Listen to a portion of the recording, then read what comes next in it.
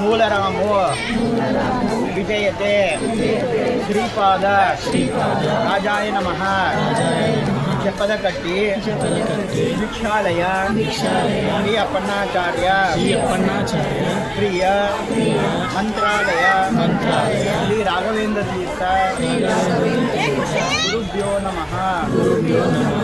ಕೆಲವೊಂದು ವಿಷಯ ನಮ್ಮೆಲ್ಲರೂ ಇಲ್ಲಿ ರಾಘವೇಂದ್ರ ಸ್ವಾಮಿಗಳವರು ಮಂತ್ರಾಲಯದಲ್ಲಿ ಜೀವಂತ ಬೃಂದಾವನ ಪ್ರವೇಶ ಆಗೋಕ್ಕಿಂತ ಮುಂಚೆ ಇದೇ ಸ್ಥಳದಲ್ಲಿ ರಾಘವೇಂದ್ರ ಸ್ವಾಮಿಗಳವರು 13 ವರ್ಷ ಕಾಲ ಜಪ ತಪ ಅನುಷ್ಠಾನ ಮಾಡಿರುವಂಥ ಸ್ಥಳ ಇದು. ಜಪದ ಕಟ್ಟೆ ಅಂತ ಕರೀತಾರೆ.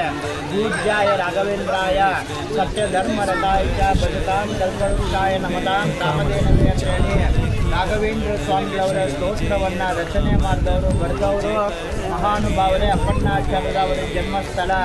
ಅಪ್ಪಣ್ಣಾಚಾರ್ಯರ ಕೈಯಿಂದ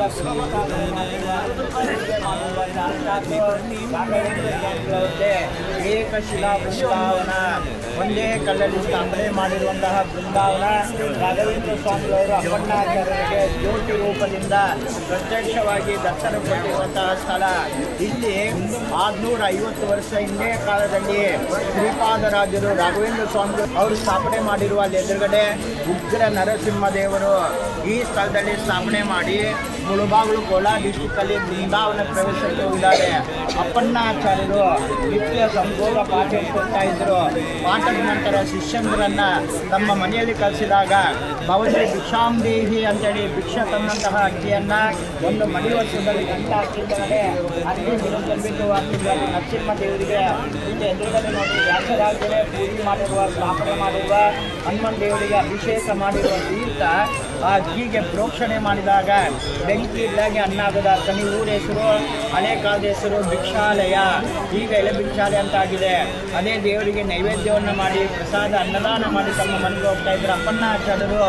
ಇದೇ ತುಂಗಾಭದ್ರಾ ನದಿ, ಇದೇ ನದಿ ಮೂಲಕವಾಗಿ ರಾಘವೇಂದ್ರ ಸ್ವಾಮಿಗಳವರು ಸ್ತೋತ್ರವನ್ನಂದಾಗ ಶ್ರೀಪೂರ್ಣ ಬೋಧ ಗುರು ತೀರ್ಥ ಪಯೋಬ್ಧಿಕಾರ ಅಂತ ಆಸು ಕವಿ ಅವಿಂದ ಅವಧಿ ಹೇಳ್ಕೊಂಡು ಹೋಗ್ತಾರೆ. ಆ ಸ್ತೋತ್ರ ಪ್ರಭಾವದಿಂದ ನದಿ ಅವರಿಗೆ ದಾರಿ ಸಹಿತವಾಗಿ ಬಿಟ್ಟಿರುತ್ತೆ. ಆ ಜಾಗ ಬಂದು ಇದೇ ಊರು, ಇದೇ ಸ್ಥಳ. ಇಲ್ಲಿ ಭಕ್ತಾದಿಗಳ ಪರವಾಗಿ ನಿಮ್ಮ ಪರವಾಗಿ ನಾವು ದೇವರಿಗೆ ನಿತ್ಯ ಪೂಜೆ ಮಾಡ್ತೀವಿ. ಪಂಚಾಮೃತ ಅಭಿಷೇಕ ಹಾಗೂ ವಿಶೇಷವಾಗಿ ನಿತ್ಯ ಇಲ್ಲಿ ಅನ್ನದಾನ ಕೊಡಲಿ ನಡೆಯುತ್ತೆ.